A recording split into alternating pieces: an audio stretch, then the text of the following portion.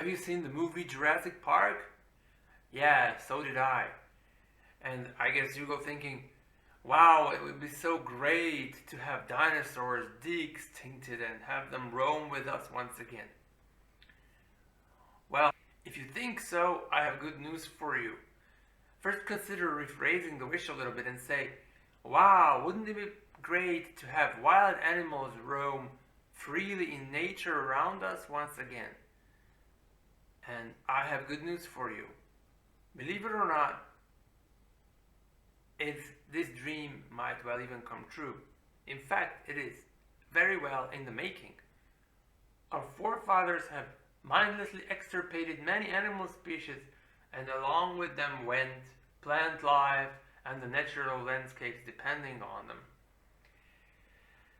Many species have been hunted to extinction or very close to that, and now some more mindful groups of people have realized that we humans are also likely to go together with the collapsing ecosystems unless we take immediate and effective action.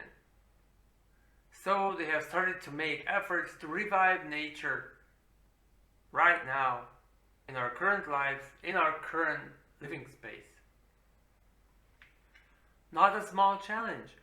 Much of the past natural landscape has been converted into agricultural or urban areas and thus have been rendered unsuitable for the original natural landscape to return. Surprisingly though, a lot of the real estate conquered by humans has recently been abandoned and now offer an unexpected opportunity for the restoration of the original natural landscape.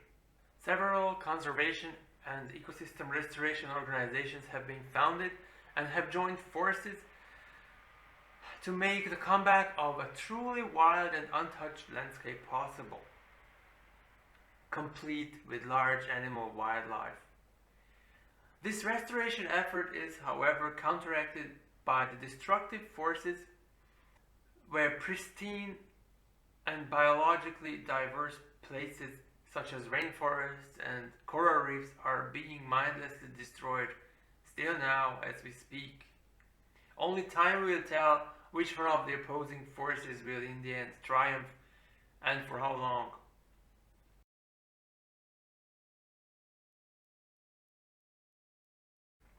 Hello planet, welcome to SRD Planet, the place where we talk sustainability, resources and diversity.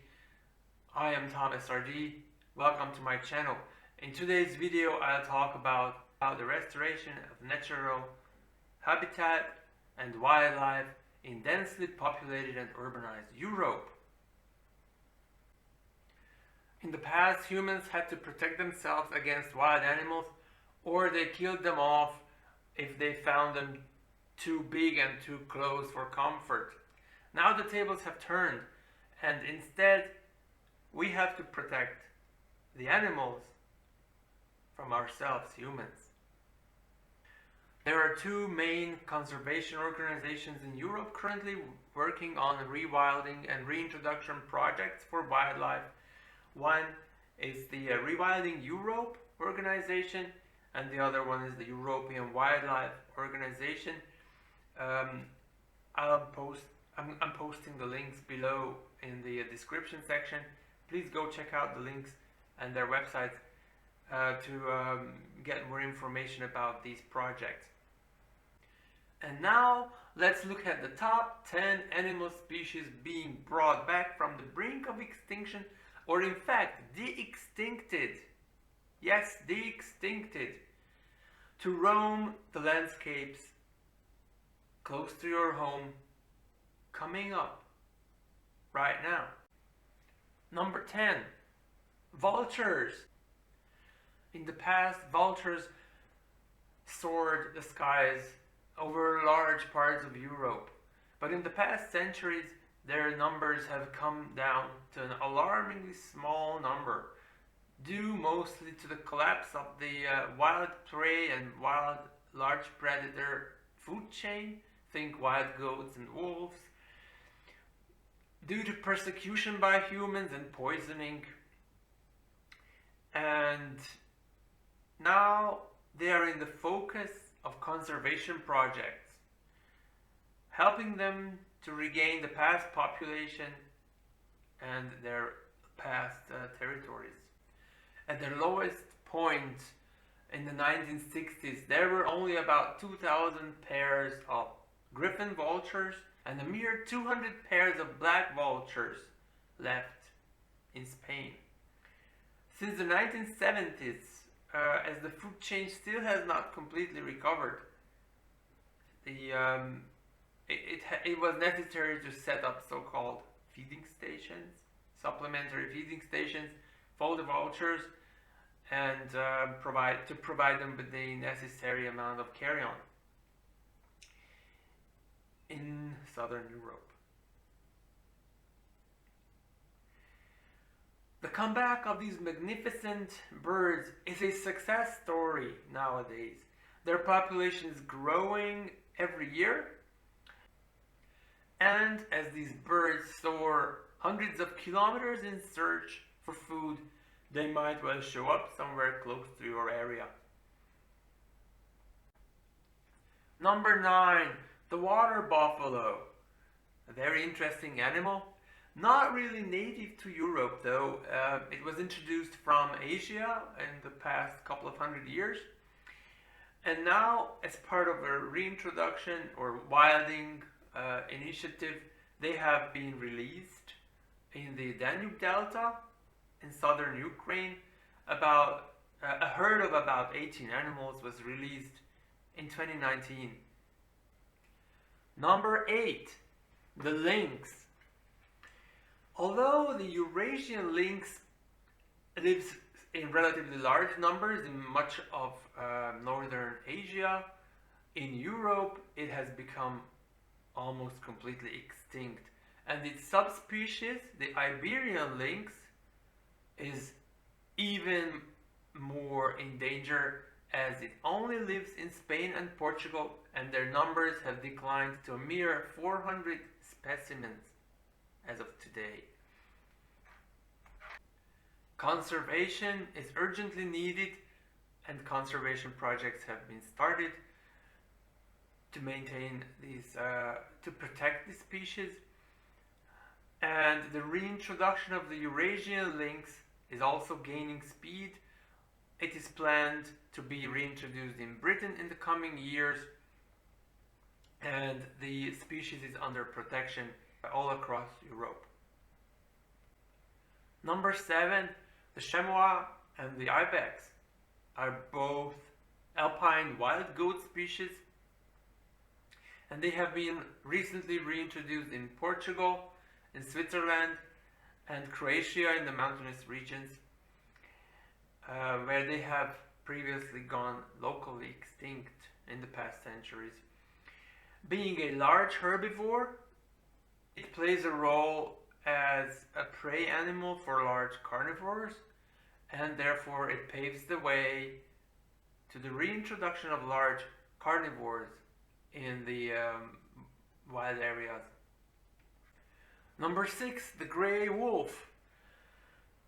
Wolves are under reintroduction. The reintroduction is ongoing into many areas where they have been extirpated in the past. And although the global population is relatively large, especially in Asia and in the northern parts of Europe and also northern parts of North America, there are about 300,000 wolves living in the wild today. But in Europe in particular, due to the dense population, they have been locally extirpated. Therefore, reintroduction is necessary in parts of its former range, which is now more feasible as a result of legal protection, changes in land use, and rural human population shift as more and more people move into cities. The wolf is, however, still under continued threat, for example, due to competition with humans over livestock and game animals, and concerns over the danger posed by wolves to people, and habitat fragmentation. As gray wolves are apex predators, they are essential in keeping the numbers of large herbivores in check, replacing the current effort and practice of culling. Therefore, they are a keystone species, allowing the restoration of ecological balance. Number 5, the brown bear. There are many brown bears living all over the world, especially in the northern parts of Europe and Asia and North America. However, in more densely populated areas, especially in Europe, it has been extirpated. Now more and more reintroduction projects are beginning, similar to wolves, as they fulfill an important role in the food chain as an apex predator. So they keep the number of large herbivores in check. Unfortunately for the bears and other species in such reintroduction projects, for that matter, when individuals stray away from the rewilding project site, this often results in their demise, as they come into conflict with the people living in the surrounding areas who are not prepared to accept them. In one such incident, a bear known as M13 was shot dead in Switzerland in 2013 when it strayed over the border from Italy from a nearby wildlife reserve. Such incidents raise important questions and highlight the opposing forces being at work in the human society. Why does one group of people decide to damage the results of the other group without taking effective and protective and corrective measures? In this case, one might argue that the Swiss municipality, where the decision to shoot the bear was taken, didn't take appropriate preventive action, such as relocating the bear or contacting the Italian conservation organization to intervene. On the one hand, we provide these wild animals freedom, and on the other hand, we mercilessly chase them and massacre them if they overstep the boundary which is actually invisible to them. I think this concept still needs to mature and mature a lot before it can be peacefully and successfully maintained over the long term. Have you heard about this incident? What do you think about this controversy? Please add your comments below in the comment section. I'm really interested in your ideas and your opinion on this subject. Number 4, the beaver. The beaver is another keystone species, which means in the area where it lives, it generates a lot of indirect additional benefit for other wildlife to live, and such as by building dams and inflating the rivers. The beavers create small ponds and swampy areas which provide habitat for lots of insect species, for example dragonflies to breed in, turtles, amphibians, otters, and thereby they enrich wildlife in the area where they live a lot. By the 12th century, it was hunted to near extinction in Europe, and now, thanks to continued reintroduction efforts over the past 100 years, it has been reintroduced from a few isolated residual populations, and now it is once again established, widespread, pretty much all over Europe. Most recently, it was reintroduced in UK, in Scotland, and England between the years 2009 and 2019. Number 3 coming up, the Wisent or European Bison. This guy is big and beautiful, about the same size as the American Bison, a bull weighing about a ton. It was hunted to near extinction in the 17th and 18th centuries in Europe. Only about a dozen individuals remained, all in captivity. And now, thanks to breeding efforts that started in the early 20th century, by 2020, the population has increased to about 6,000 individuals, of which about 4,500 are free-ranging. And they are split into several smaller herds, and they live distributed in several countries over Europe. The most recent addition to the free-roaming herds is actually in Switzerland. They just imported 5 individuals, and they are now located in western part of Switzerland. They are now in a free forest area, and there are another couple of bison which are going to be released in the next couple of years. By 2020 they are expected to be released in the central part of Switzerland. The ultimate goal of the bison rewilding project is to somehow provide a connected and interconnected natural habitat for them on the continent by establishing natural corridors between the natural reserves where they live, to allow them to freely migrate between those territories. So that's like you are living in the middle of a safari park or Jurassic Park. What else could come closer to that? However, this project hasn't gone without incidents either.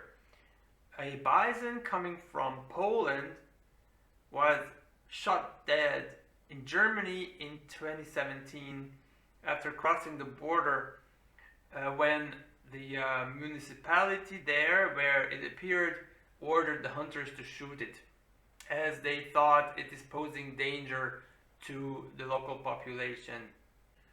Such incidents underline the need and the importance of much more effective communication and education of the local communities, or the communities living nearby the rewilding areas, to prepare them for the arrival of the wildlife and to accept them.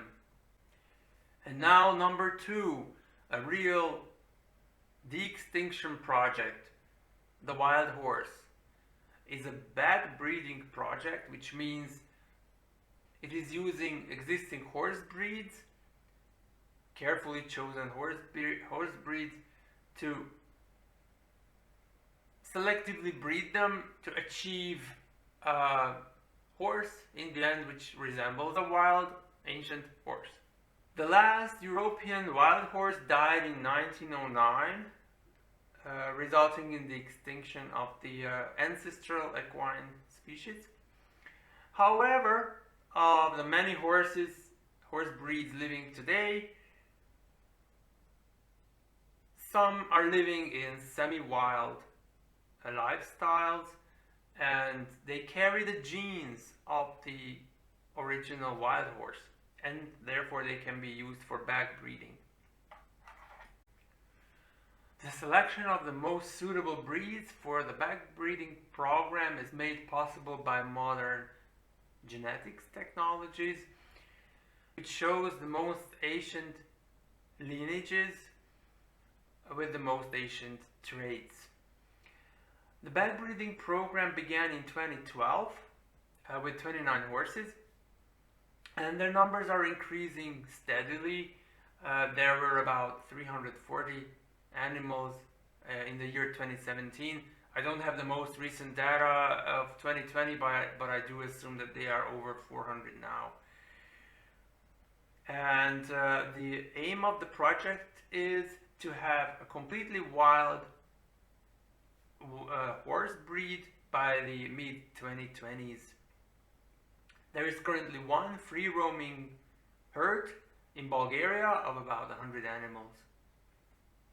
And the top number one is the Oryx, the wild cattle. The Oryx was hunted to extinction almost 400 years ago. In 1627 in Poland, the last specimen died. And luckily the genes live on because we still have a lot of cattle roaming around today, and they are all descended from the ancient wild cattle. So by selecting the most ancient lineages of cattle living today, we can also find the most ancient traits and genes, and therefore we can reconstruct the Oryx. This is de-extinction at its fullest. By means of selective breeding of the most ancient cattle breeds living today and using genetic engineering techniques, an effort that started as recently as 2008 has been brought back pretty close to its original form by now. A couple of years of further tweaking should result in an Oryx 2.0. There are currently about 500 Oryx in breeding herds in several locations in Europe. Some of them are already participating in rewilding programs. For example, in the Netherlands and in Czechia. So by the end of this decade, you will be able to see the ancestor of modern cattle running wild in Europe. Again, amazing! If you're interested about more details on the ongoing rewilding project, or specifically the rebreeding program of the ancient cattle Oryx, check out the Rewilding Europe webpage or the Taurus project page. Links are posted below in the description. So, are you ready for the real Jurassic Park being realized? And what can you do to help these projects succeed? First of all, check out the links below in the description and visit the website of the organizations, wildlife restoration organizations. They have all YouTube channel. Check out their YouTube channels. The links are also posted below. Like them and subscribe, just as like and subscribe this very video of SRG Planet. Then, in order to help further the efforts, you can send contribution to the projects. They are all receiving donations, and you can find the details on their web pages. And most importantly, get engaged, educate yourself, be prepared to welcome these creatures in your vicinity, coming up very soon, and ready for you is the safari adventure. There is already a company in Europe, European Safari Company. Also, links posted down below in the description, so you can actually go on a wildlife safari and see all these creatures that I've just listed in this video for yourself. And do that, and then spread the word. Let us know about your experience and write to us, because we'd love to hear your adventures. So with this, we have reached the end of the video. Thank you so much for sticking with me to the end. I hope you found it educational. Please check out my links below, share your opinion, and like and subscribe to our channel, and see you in the next video.